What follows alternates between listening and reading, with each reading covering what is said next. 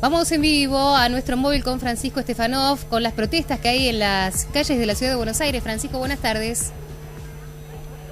Marina, ¿qué tal? Buenas tardes. Sí, hace minutos, en horas del mediodía, salíamos al aire contando cómo venía el reclamo encabezado por la CTA Autónoma en la zona del Ministerio de Desarrollo Social de la Nación, allí en Belgrano, en la zona 9 de Julio y Moreno. Ahora toda la manifestación se ha trasladado aquí hasta el Congreso de la Nación y, como lo comentábamos más temprano, tienen que ver con fuertes reclamos, por un lado, al gobierno nacional en lo que tiene que ver con las paritarias que se han cerrado. Nos comentaban, por ejemplo, de parte de ATE, que ellos han cerrado en disconformidad, ATE, en distintos ámbitos de lo que tiene que ver con el trabajo estatal. Un 18% entienden que eso es insuficiente, que tampoco alcanzan las bonificaciones, y además se suma otro reclamo que nos comentaba el secretario general de ATE Nacional, Hugo Godoy. La gran cantidad, entienden de esta organización, de detenidos y procesados que ha habido en el marco de las distintas luchas que se han encabezado en el último tiempo. Por eso han venido, además, por lo simbólico, si se quiere también, hasta el Congreso de la Nación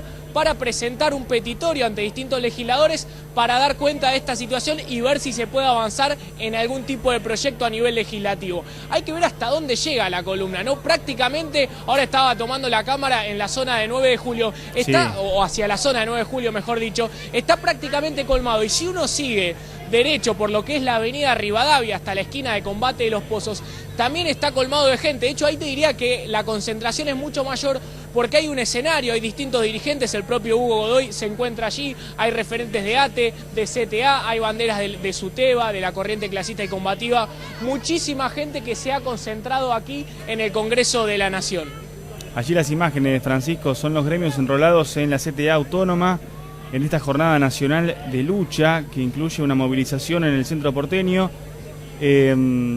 Esto, en parte, ¿no? Vos seguramente lo vas a poder ampliar, es en rechazo a la intromisión del gobierno en modificar la baja en los convenios colectivos de trabajo. Es así, y por un salario mínimo de 14.500 pesos. Son muchísimos los reclamos. De hecho, más temprano hablábamos, por ejemplo, con el gremio de visitadores médicos que forma parte o está enrolado en la CTA Autónoma, más allá de que hay distintas seccionales que tal vez están en la CGT, que comentaban que en particular ellos no habían podido cerrar la paritaria de 2016 y para que se cierre esa y se abra la discusión para el año corriente, para el 2017, se espera que haya algún tipo de modificación en su convenio en particular. Nosotros ya venimos hablando de distintos tipos de modificaciones, por ejemplo, en lo que tiene que ver con los trabajadores petroleros en su momento, y también se ha llamado por parte de distintos sectores del gobierno nacional a que comience a discutirse algunos convenios colectivos. Bueno, para hacer visible esta situación y por supuesto para rechazar que haya alguna modificación que perjudique a los trabajadores, aquí también están reclamando trabajadores de distintos gremios. Pero no es solo eso lo que aparece. De hecho, por ejemplo, recién veía muchas banderas en lo que tiene que ver con esta situación vinculada a las pensiones por discapacidad, ¿no? La posibilidad de que el gobierno limite o recorte en este sentido. Entonces van apareciendo muchísimos reclamos. Te decía también la judicialización de la protesta que entienden desde ATE y desde la CTA que se viene realizando. Entonces muchísimas cuestiones que aparecen aquí en el reclamo que nuclea a muchísima gente. Te hablaría de miles de personas que están concentradas aquí. En esta zona al menos 2.000, 3.000 personas hay aquí. Sí, Francisco, con respecto a la criminalización de las protestas, tenemos que decir que hace un par de horas hubo incidentes con la policía que luego incluso se retiró del lugar. ¿Podés relatarnos cómo fue ese episodio?